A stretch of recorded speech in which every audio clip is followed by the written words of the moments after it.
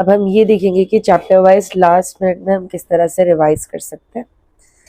तो सबसे पहले जो चैप्टर है हमारा रियल नंबर्स। सारे चैप्टर्स का सब कुछ एक ही दिन में पढ़ने के लिए मत बैठिए, नोट्स वगैरह सब कुछ है आप सबके पास। तो कौन से चैप्टर्स पे क्या क्या टॉपिक आपको रिवाइज करना है वो बता देते हैं हम आपको। इसके अंदर एलसीएम एचसीएफ के प्रॉब्लम्स अच्छे से रिवाइज करिए जो आपके टेक्स्ट बुक में है प्लस आपके क्लास नोट्स में। इसके अलावा इसमें आप इरेशनैलिटी प्रूफ करने के प्रॉब्लम्स अच्छे से रिवाइज कर लीजिए। अगला हमारा चैप्टर है पॉलिनोमियल्स। पॉलिनोमियल्स में जो आपको रिवाइज करना है वो फाइंडिंग जीरोज यानी एक क्वाड्रेटिक इक्वेशन दे देता है आपको। उस क्वाड्रेटिक इक्वेशन को आप दो मेथड से सॉल्व कर सकते हैं, या तो फैक्टराइजेशन जिसको हम स्प्लिटिंग द मिडिल टर्म भी बोलते हैं, या फिर आप क्वाड्रेटिक फॉर्मूले से भी फाइंड कर सकते हैं। फैक्टराइजेशन या फिर quadratic formula minus B plus और minus under root B square minus 4ac, वो फॉर्मूले से भी आप कर सकते हैं।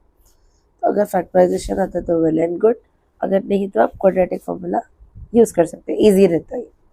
तो ये जो हमारे जीरोस आ जाते हैं वो हमारे अल्फा बीटा रहते हैं। तो वेरीफाई द रिलेशनशिप आता है ना, वो भी टॉपिक आप अच्छे से रिवाइज कर लीजिए। Alpha plus beta equal to B minus B by A, alpha into beta equals to C by A, वो वाला। और आप इस चैप्टर से ग्राफ रिवाइज करिए। ग्राफ को एक बार प्रैक्टिस कर लीजिए, किस तरह से करना है आपको आइडिया हो जाता है, प्लॉटिंग वगैरह सब वो आप एक बार देख लीजिए।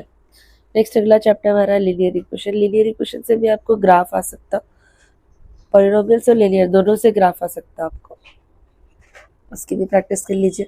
आपके फॉर्मूले के कार्ड में तकरीबन 90 to 95% सारे फॉर्मूलाज हैं आपके, उसमें से ही आप रिवाइज कर लीजिए। लीनियर इक्वेशन के भी कंडीशंस उसमें हैं ऑलरेडी आपकी, वो कंडीशंस बहुत अच्छे से रिवाइज कर लेना। इसके अंदर भी ग्राफ और एलिमिनेशन मेथड अच्छे से सीख के जाइए, क्योंकि अगर डायरेक्ट क्वेश्चन आए भी तो आप कर सकते हैं एलिमिनेशन मेथड से, या अगर वर्ड प्रॉब्लम्स भी आ रहे तो इक्वेशन बनाने के बाद एलिमिनेशन मेथड हम प्रैक्टिस कर सकते हैं। एक सेपरेट वीडियो भी बनाते हैं हम इंशाल्लाह इन टॉपिक्स पे, छोटे छोटे, जिसको आप एक बार क्विकली रिवाइज कर सकें। और यहाँ के इस चैप्टर में टाइम वेस्ट अक्सर बच्चे वर्ड प्रॉब्लम से बहुत टाइम वेस्ट करते हैं, तो बहुत ज़्यादा वर्ड प्रॉब्लम्स मत करिए जो ज़्यादा रिपीट होते जा रहे हैं, जैसे ट्रेन वाले प्रॉब्लम है या एज वाले प्रॉब्लम है, डिस्टेंस और टाइम वाले प्रॉब्लम है, वो एक एक क्वेश्चन रिवाइज कर लीजिए। बाकी के तो जनरल रहते हैं, फ्रैक्शन वाला सबका एक एक टॉपिक का कर लीजिए। बाकी सम एंड प्रोडक्ट के इजीली कर सकते हैं, हम क्लास में भी बहुत अच्छे से प्रैक्टिस करें ऑलरेडी। नेक्स्ट हमारा चैप्टर है क्वाड्रेटिक इक्वेशन। क्वाड्रेटिक इक्वेशन से आप रिवाइज कर सकते हैं डिस्क्रिमिनेंट का फॉर्मूला, जो कि under root B square minus 4ac है। उसमें नेचर ऑफ द रूट के क्वेश्चंस आ सकते हैं आपको, तो वो आप अच्छे से रिवाइज कर लीजिए। कैपिटल डी की value greater than 0, less than 0, equal to 0 आता है ना, उन तीनों के नेचर डिफरेंट है, वो आप अच्छे से रिवाइज कर लो। या फिर इससे कोई भी क्वाड्रेटिक इक्वेशन आता है जिनको आप अगेन फैक्टराइजेशन मेथड से या फॉर्मूले से कर सकते हैं। अगला चैप्टर है आपका प्रोग्रेशन, अरिथमेटिक प्रोग्रेशन। ए और डी तो खैर आप लोगों को कॉमन चीज़ें आती, nth टर्म का फॉर्मूला अच्छे से रिवाइज कर लीजिए।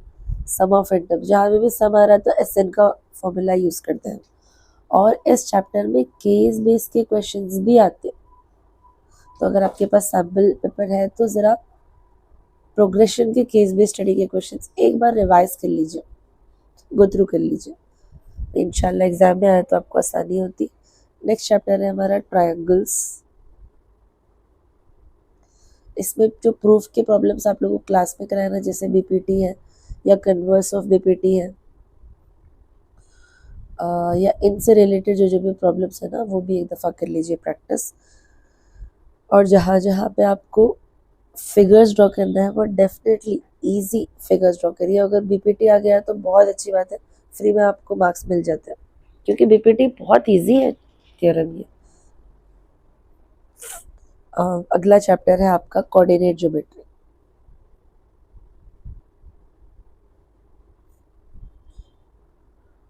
कोऑर्डिनेट ज्योमेट्री में आप डिस्टेंस फॉर्मूला जैसे रिवाइज कर लीजिए, सेक्शन रिवाइज कर लीजिए, सेंट्रॉइड और जितने भी आपके फॉर्मूले कार्ड में है ना, सेंट्रॉइड है, स्लोप है, मिड पॉइंट है, एरिया ऑफ ट्राइंगल का फॉर्मूला है, हेरोल्ड्स फॉर्मूला है, उन सबको एक दफ़ा देख लीजिए, क्योंकि ये पूरा स्कोरिंग चैप्टर है, कुछ भी नहीं है तो आपको डायरेक्टली चीज़ें गिवन रहती, सब्सटीट्यूट कर देना रहता फॉर्मूले में, तो वो अच्छे रिवाइज कर लीजिए।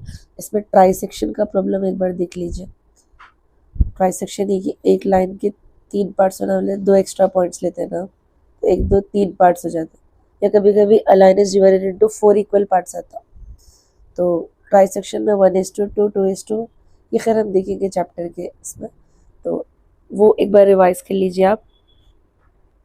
ये चैप्टर बिल्कुल भी स्किप मत करिए। नेक्स्ट है आपका ट्रिग्नोमेट्री।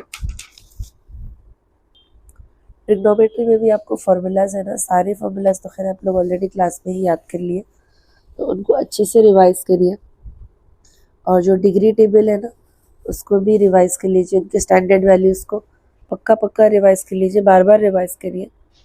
और लॉग वाले जो प्रॉब्लम्स अगर आपको आते तो करिए, क्योंकि आइडेंटिटीज से इसमें एलक्यूज आ सकते हैं।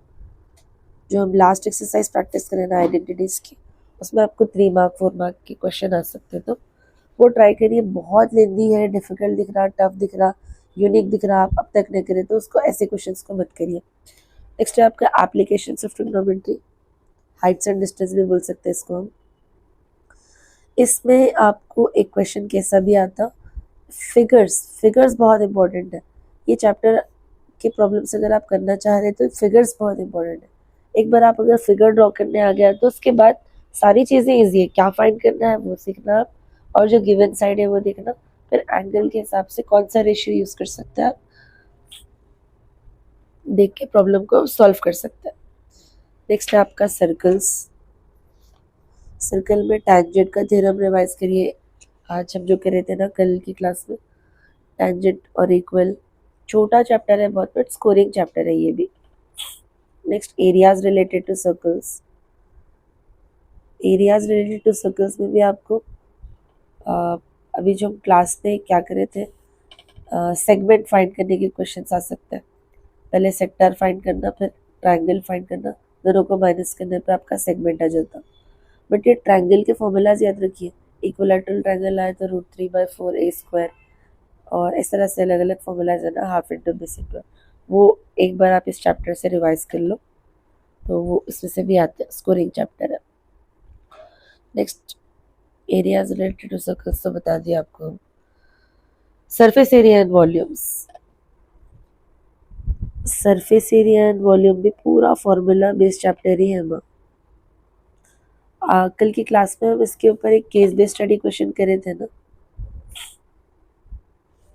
ये आप ट्राई करिए। कल जिस तरह का क्वेश्चन करे थे उसी टाइप के, आपको एक वाटर ड्रॉप था, वाटर ड्रॉप में 2 फिगर्स थे ना, इस तरह का वाटर ड्रॉप था, तो ये ऐसे टाइप के आ सकते हैं केस बेस्ड के क्वेश्चन, सरफेस एरिया में से भी है, तो उनको एक बार आप चेक कर लीजिए। और फॉर्मूला अगेन, फॉर्मूला को 10 20 जितने बार आप रिवाइज कर सकते हैं रिवाइज करिए। और फिर है स्टैटिस्टिक्स। स्टैटिस्टिक्स में तो आप लोग बहुत ही पक्का है, इनके भी फॉर्मूलाज पढ़ लीजिए, सारे प्रॉब्लम्स को एक एक दफ़ा रिवाइज कर लीजिए। और इनमें रॉ डेटा के नोट्स थे ना आप सबके पास, रॉ डेटा के भी आते, कभी कभी MCQs में आ जाते हैं, तो वो भी एक बार रिवाइज कर लीजिए। मिड वैल्यू का फॉर्मूला रिवाइज करो, क्योंकि कुछ क्वेश्चंस मिड वैल्यू में भी आते हैं, आपको 5 मार्क के क्वेश्चन आ सकते हैं इससे। एंड देन 4th प्रोबेबिलिटी, इस पर तो ऑलरेडी एक वीडियो बनी हुई है, वो 2 वीडियोस एक्चुअली, एक में बेसिक्स है, एक में पूरे प्रॉब्लम्स है, तो वो आप रिवाइज के लिए 5 to 6 मिनट्स के वो दोनों देख लिए बोले तो प्रोबेबिलिटी का पूरा रिविजन ही हो जाता है आपका। तो इंशाल्लाह बस ये सारी चीज़ें अच्छे से रिवाइज कर लीजिए, मेन जो टॉपिक बोले आपको चैप्टर वाइज रिवाइज कर लीजिए, स्मार्ट तरीके से रिविजन करिए, अच्छे से सो जाइए। इंशाल्लाह आप ऑलरेडी रेडी है एग्ज़ाम, यहाँ तक आ गया मतलब एग्ज़ाम के लिए तैयार हैं आप ऑलरेडी? इंशाल्लाह, जज़ाकल्लाह खैर।